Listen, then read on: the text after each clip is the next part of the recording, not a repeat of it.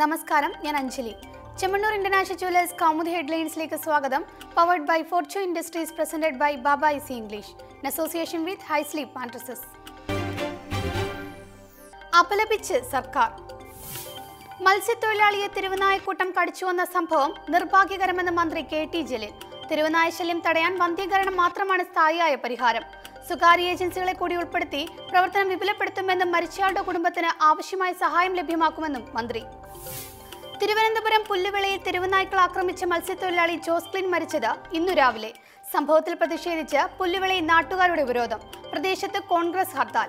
പുല്ലുവിളയിൽ നായ്ക്കളുടെ കടിയേറ്റ് കഴിഞ്ഞ വർഷവും സ്ത്രീ മരിച്ചിരുന്നു. മൗനം വെടിഞ്ഞ് കേജ്രിവാൾ. ആം ആദ്മി സർക്കാരിനെതിരായ കപിൽ മിശ്രയുടെ ആരോപണങ്ങളിൽ മൗനം വെടിഞ്ഞ് അരവിന്ദ് കെജ്രിവാൾ. മുൻമന്ത്രി ഉന്നയിക്കുന്നത് പ്രതിപക്ഷം പോലും വിശ്വസിക്കാത്ത പച്ചക്കള്ളം. ആരോപണങ്ങൾ സത്യമെങ്കിൽ തന്നെ എന്തുകൊണ്ട് അറസ്റ്റ് ചെയ്തില്ല? ആം ആദ്മിക്കെതിരായ കുപ്രചരണങ്ങൾ പാർട്ടി ശക്തമെന്നതിന് തെളിവെന്നും ഡൽഹി മുഖ്യമന്ത്രി. അതിനിടെ അരവിന്ദ് കെജ്രിവാളിനെതിരെ വീണ്ടും മാനനഷ്ട കേസ് ഫയൽ ചെയ്ത് കേന്ദ്രമന്ത്രി അരുൺ ജെയ്റ്റ്ലി. നടപടി കേജ്രിവാളിന്റെ അഭിഭാഷകൻ ജെയ്റ്റ്ലിയെ വഞ്ചകനെന്ന് ആക്ഷേപിച്ചതിനു പിന്നാലെ മാനനഷ്ടത്തിന് 10 കോടി രൂപ നൽകണമെന്നും ആവശ്യം. പനിക്കിടക്കയിൽ കേരളം. സംസ്ഥാനത്ത് പകർച്ചപ്പനി പടരുന്നതിനിടെ വിശദീകരണവുമായി ആരോഗ്യമന്ത്രി KK ശൈലജ.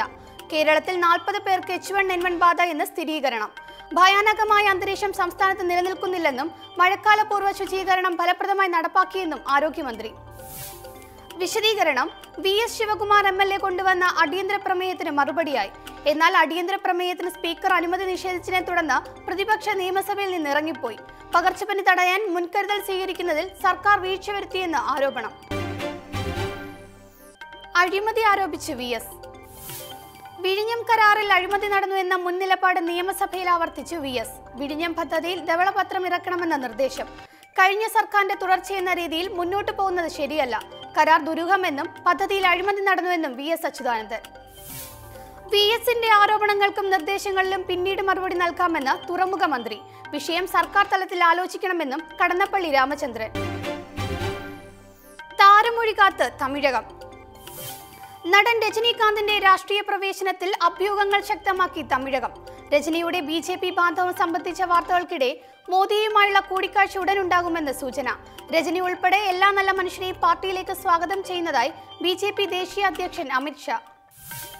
രജനിയെ കൂടെ നിർത്തി ലോക്സഭാ തെരഞ്ഞെടുപ്പിന് മുമ്പ് തമിഴ്നാട്ടിൽ പാർട്ടിക്ക് ശക്തമായ അടിത്തറ ഒരുക്കാനുള്ള കരുനീക്കത്തിൽ BJP.